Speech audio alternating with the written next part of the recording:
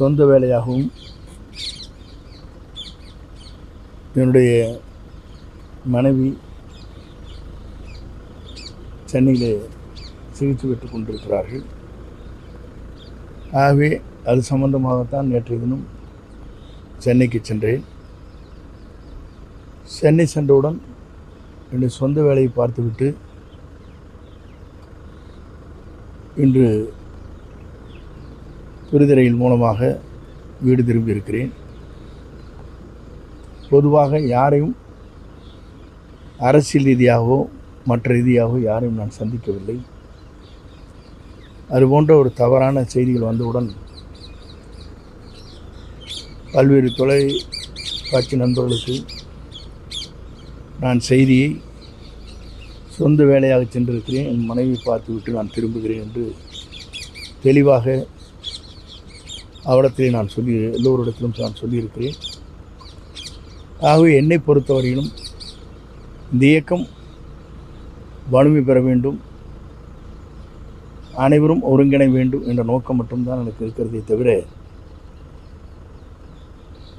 புரட்சித் தலைவர் கண்ட கனவு, புரட்சித் தலைவர் அம்மாவுடைய சட்டமன்றத்திலே உரையாற்றுகிற போது 100 ஆண்டு காலம் இந்த இயக்கம் நிலைத்து நிற்க வேண்டும் என்ற அந்த கனவை நிறைவேற்றுவதற்கு பல்வேறு தியாகங்களை செய்து தொண்டர்கள் இந்த இயக்கத்தை உயிர் மூச்சாக இருந்து கொண்டிருக்கிற இந்த இயக்கத்தில் எல்லோரும் எல்லாம் பெற வேண்டும், இந்த இயக்கம் வலிமை பெற வேண்டும் நோக்கத்தோடு தான் அன்றைய தினம் இந்த செய்திகளை நான் வெளியிட்டேன். ஆகவே எங்களை பொறுத்தவரையிலும் என்னுடைய குறிக்கோள் ஒன்று தான். ஆகவே அந்த குறிக்கோளின் அடிப்படையில் நேற்றைய தினம் பொதுவாக யாரையும் நான் சந்திப்பதற்கு இல்லை, சந்தித்ததும் இல்லை. அரசியல் ரீதியாக யாரிடத்திலும் நான் பேசவும் இல்லை என்பதை தெளிவுபடுத்துகிறேன். ஆகவே நல்லது நடக்கும் என்று நான் நம்புகிறேன். நன்றி, வணக்கம். சார், இந்த ஒருங்கிணைப்பு பணி எந்த அளவுக்கு இருக்குது சார்? நீங்கள் பல்வேறு நண்பர்கள் எங்களிடத்தில் பேசுகிறார்கள். ஒருமித்த கருத்துக்கள் அவன் மனதிலே இருக்கிறது. ஆனால் அதை பற்றி யார் என்னிடத்தில் பேசினார் என்பது சஸ்பென்ஸ் என்று சொல்வார்கள், வெளியிட இயலாது. ஆகவே எல்லோருடைய உள்ளங்களிலும் இருப்பது அதுதான். இன்று வரையும் நான் சொன்ன செய்திகளை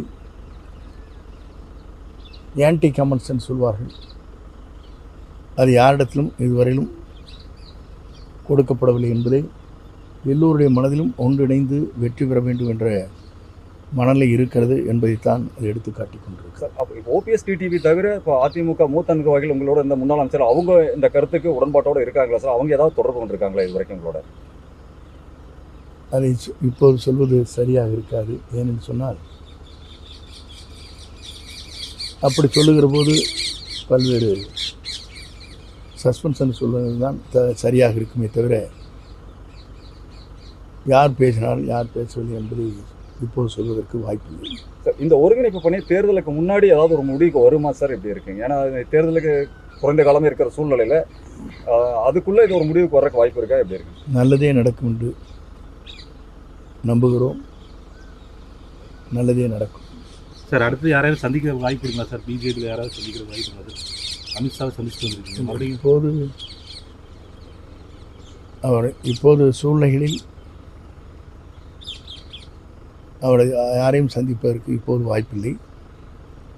அப்படி வாய்ப்பு இருக்கிற போது உங்களுக்கு சொல்லுகிறேன்.